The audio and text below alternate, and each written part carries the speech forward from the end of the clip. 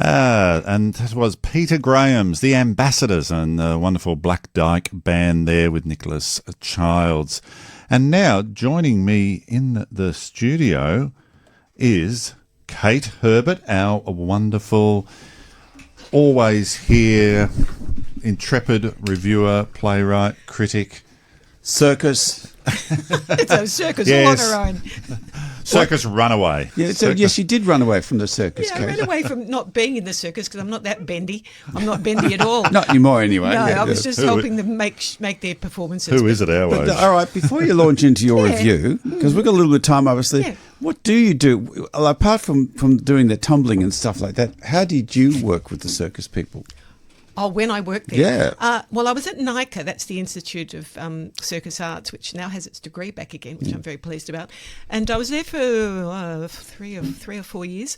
I taught the students improvisation in general and some acting, how to work with characters and text. But the most significant thing I did for them as circus performers was to work with them and their trainer to devise the structure of their act. So to create a sense of the trainers were pretty good at it, but to create a sense of character or drama or concept or theme or shape, because in terms of their performance, they have to time it, pace themselves so that if they do something that's really strenuous, they need a little bit of breather time in between. Sometimes the thing that looks most exciting and people cheer at isn't always the hardest. It's just the most exciting. Yeah. But they do need, if they've just climbed up, upside down up a rope, 20 metres or something and tumbled to the ground. They might be a bit out of breath. Yes.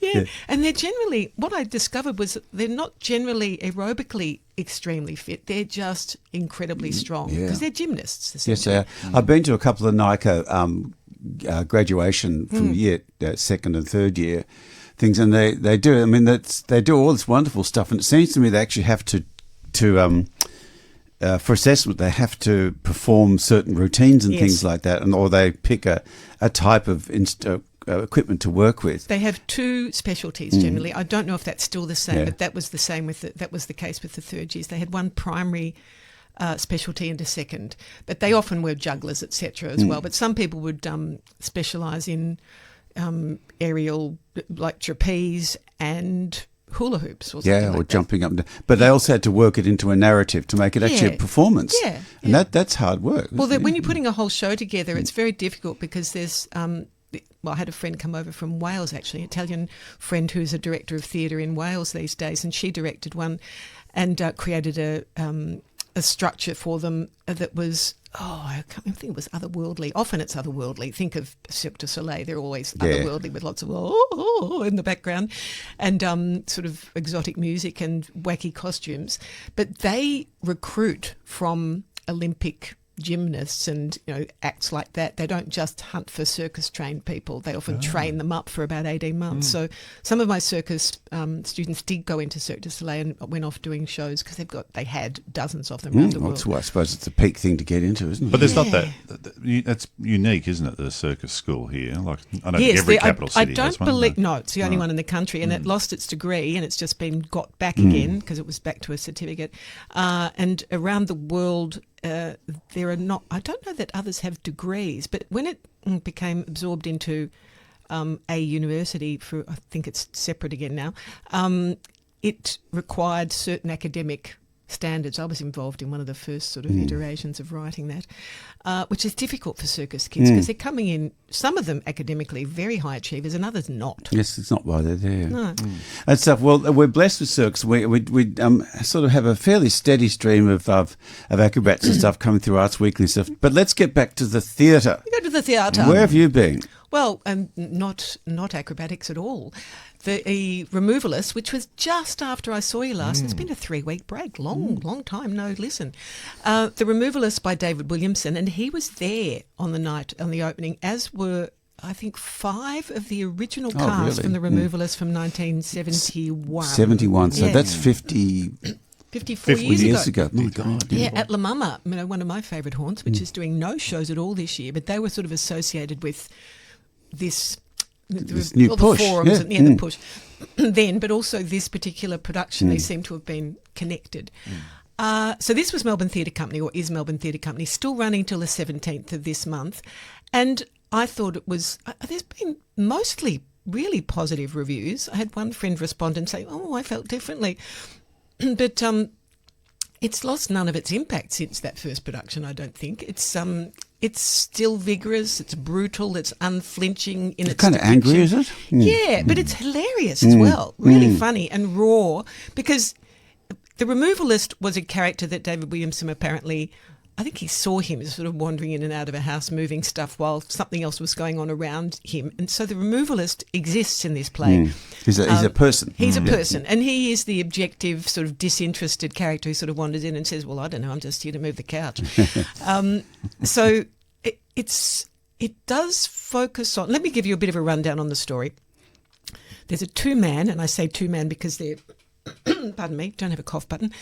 Two-man police station, a very bolshy, autocratic, snide sergeant, played superbly by Stephen Mouzakis, and a very young constable, brand new, played by William McKenna, who was in Cursed Child, as what's the boy's name anyway? That child.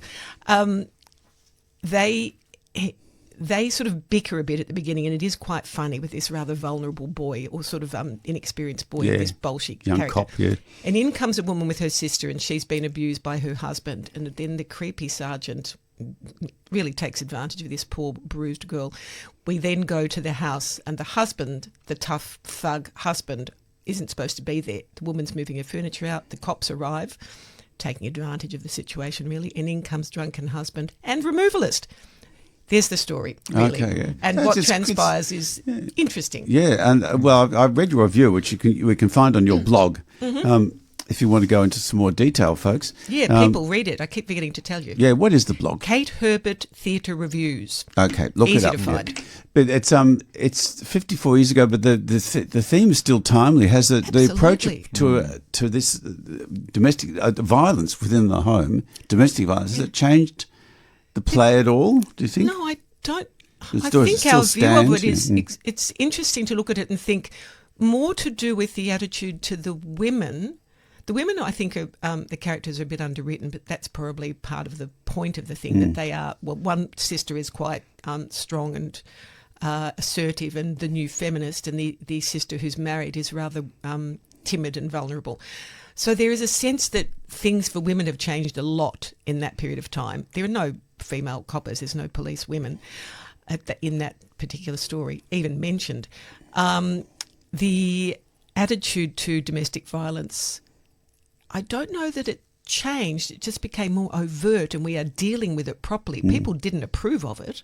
They tolerated it and hid it. They don't do that anymore.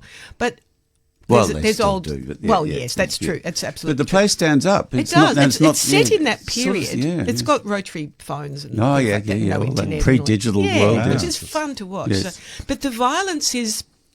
It's about male power. It's about what he described at that time as the macho male, which is now called toxic masculinity. Yeah. Name it whatever you like. It's the same thing.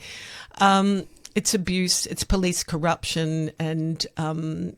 Men taking advantage of each other as well as of women. Lots in there, isn't there? So where and when is that on? This is at the Sumner, the South Bank Theatre, called the Sumner, the Melbourne Theatre Company theatre space in South Melbourne, South Bank, whatever it is, Dodd Street, running till the 17th of April. And it's I think it's a really great cast, and it's really worth looking at. Yeah. Okay, I've got Kate Herbert and Nick Tolhurst in the studio at the moment.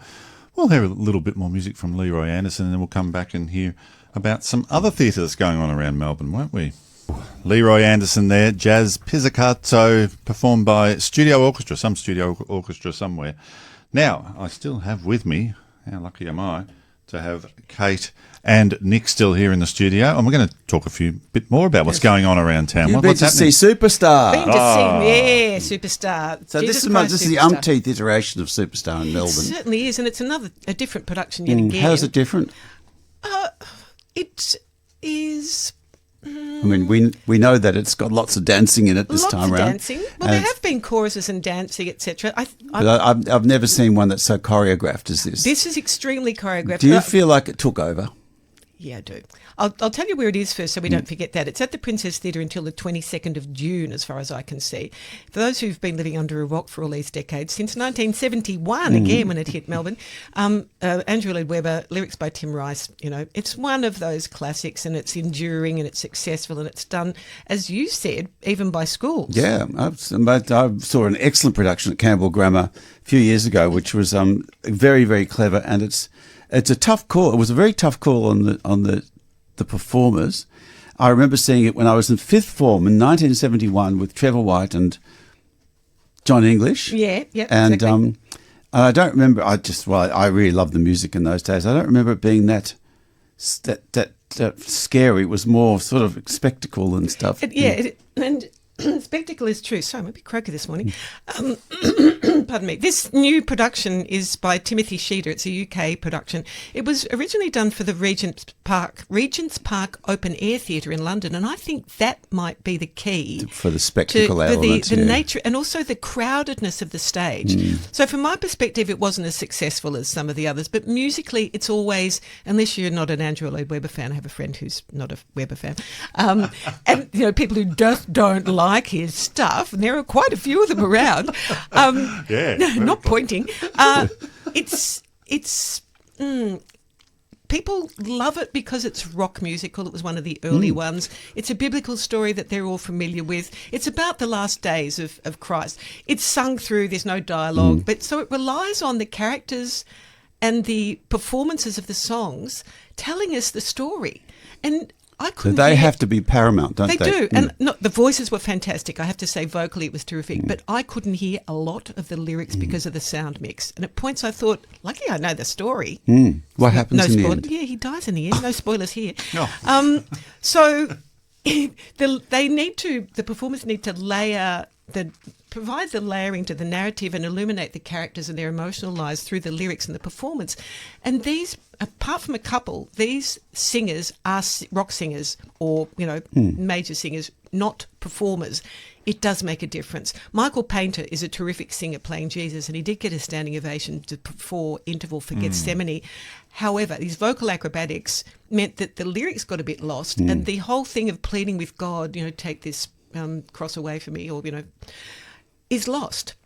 So embellished vocally. When I saw the last one I saw, I think, was the Tim Minchin as Judas, and I've always thought the focus of this whole thing is on Judas. Yes, it is. This was on Jesus. Yeah, Judas was sort of he disappeared amongst the crowd of dancers, and the dancers were flocking. Honestly, they were like seagulls, and really complex and interesting choreography that was quite jerky and writhing, etc. And one woman kept popping out doing her own sort of rhythmic gymnastic thing, which was very strange. But it was like a stadium show and an arena show sort of thing, and maybe that's what it was like. And you felt it was a bit cramped. Small. Yeah, and I think too many dancers, and I kept looking around going, where's Judas and where's Jesus? I'm sorry, this crowd is in the way. They were fanatics and zealots, then apostles, and then he's crucified at the end, which is strangely anticlimactic.